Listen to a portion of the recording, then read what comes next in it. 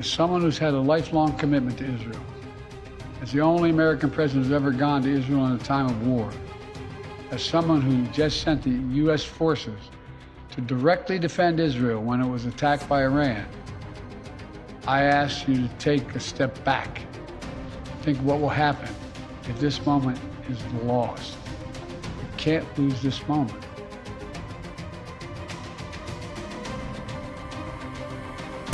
หลังจากสหรัฐพยายามมาแล้วหลายครั้งในการยุติสงครามระหว่างอิสราเอลและฮามาสที่ยืดเยื้อมานาน 8 เดือนส่วนตัวประธานาธิบดีโจไบเดนเองนั้นก็ตกอยู่ภายใต้แรงกดดันจากนานาชาติต่อกรณีที่เป็นผู้ให้การสนับสนุนอิสราเอลนับตั้งแต่เกิดเหตุโจมตีนองเลือดในกาซาซึ่งก่อนหน้าทำเนียบขาวบอกว่าแม้การโจมตีของอิสราเอลได้ก่อการทำลายล้างแต่ก็ไม่ถือว่าละเมิดเส้นตายที่ขีดไว้สำหรับระงับการส่งมอบอาวุธแก่พันธมิตรหลักของสหรัฐล่าสุดประธานาธิบดีโจไบเดนก็ได้ออกแถลงการณ์เกี่ยวกับแนวทางยุติความขัดแย้งในสงครามอิสราเอลและฮามาสว่านี่เป็นช่วงเวลาที่ชี้ขาดอย่างแท้จริงอิสราเอลได้ยื่นข้อเสนอมาแล้วด้านฮามาสก็บอกว่าต้องการหยุดยิงข้อตกลงนี้เป็นโอกาสที่จะพิสูจน์ว่าพวกเขาหมายความเช่นนั้นจริงหรือไม่ฮามาสจำเป็นต้องรับข้อตกลงตอนนี้เป็นเวลาหลายเดือนแล้วที่ผู้คนทั่วโลกเรียกร้องให้หยุดยิงซึ่งก็ถึงเวลาที่จะแสดงถึงเสียงเรียกร้องให้กลุ่มฮามาสมาร่วมโต๊ะยอมรับข้อตกลงนี้และยุติสงครามที่พวกเขาเริ่มถึงเวลาแล้วที่สงครามนี้จะสิ้นสุดสำหรับวันมะรืนที่จะเริ่มต้นไบเดนกล่าวถึงรายละเอียดของข้อเสนอ3ระยะว่าระยะแรกจะใช้เวลา6สัปดาห์ด้วยขั้นตอนต่อไปนี้คือการหยุดยิงโดยสมบูรณ์การถอนกำลังอิสราเอลออกจากพื้นที่ที่มีประชากรหนาแน่นทุกแห่งในฉนวนกาซาการปล่อยตัวประกันจำนวนหนึ่งคือผู้หญิงผู้สูงอายุผู้บาดเจ็บเพื่อแลกกับการปล่อยตัวนักโทษชาวปาเลสไตน์หลายร้อยคนซึ่งจะมีตัวประกันชาวอเมริกันที่จะได้รับการปล่อยตัวในขั้นตอนนี้ด้วยส่วนระยะที่2นั้นก็คือการแลกเปลี่ยนกันเพื่อปล่อยตัวประกันที่ยังมีชีวิตอยู่ทั้งหมดรวมทั้งทหารชายด้วยจากนั้นกองกำลังอิสราเอลจะถอนตัวออกจากฉนวนกาซาและทางฮามาสกับอิสราเอลก็จะเจรจาเงื่อนไขการยุติความเป็นศัตรูอย่างถาวรทีนี้การหยุดยิงจะยังคงดำเนินต่อไปตราบใดที่การเจรจายังดำเนินต่อ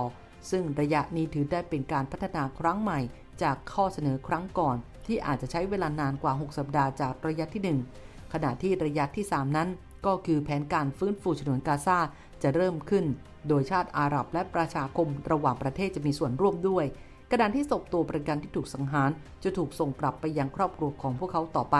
ไบเดนระบุต่อว่าข้อเสนอดังกล่าวได้รับการถ่ายทอดไปยังกลุ่มฮามาสโดยกาตาร์แล้วทั้งนี้ตนรู้ว่ามีคนในอิสราเอลที่ไม่เห็นด้วยกับแผนการนี้และเรียกร้องให้ทำสงครามต่อไปอย่างไม่มีกำหนด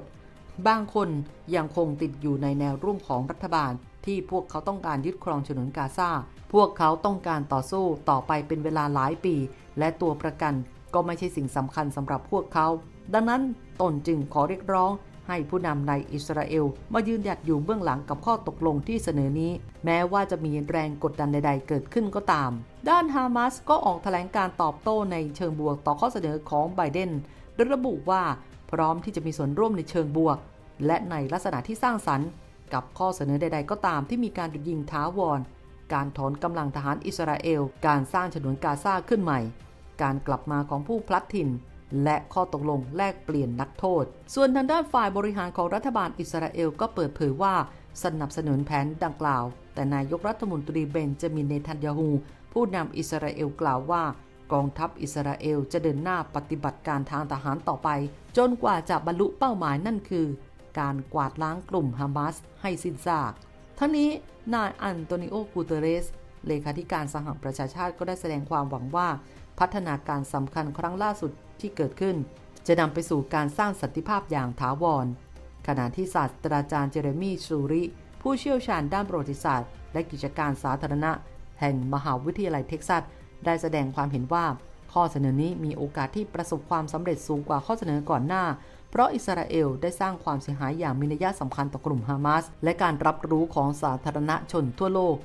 ก็กำลังหันมาต่อต้านอิสราเอลซึ่งอาจกระตุ้นให้อิสราเอลต้องการยุติความขัดแย้งควบคู่ไปกับอิทธิพลของไบเดนโดยเมื่อประธานาธิบดีแห่งสหรัฐอยู่เบื้องหลังบางสิ่งบางอย่างแบบจริงๆ เขาก็จะสามารถสร้างแรงจูงใจได้มากมาย มาร่วมสนับสนุนท็อปนิวส์นำเสนอความจริงได้แล้ววันนี้ เพียงกดปุ่ม Super Thanks แล้วเลือกจำนวนเงินตามที่ต้องการได้เลยครับ ขอบคุณครับ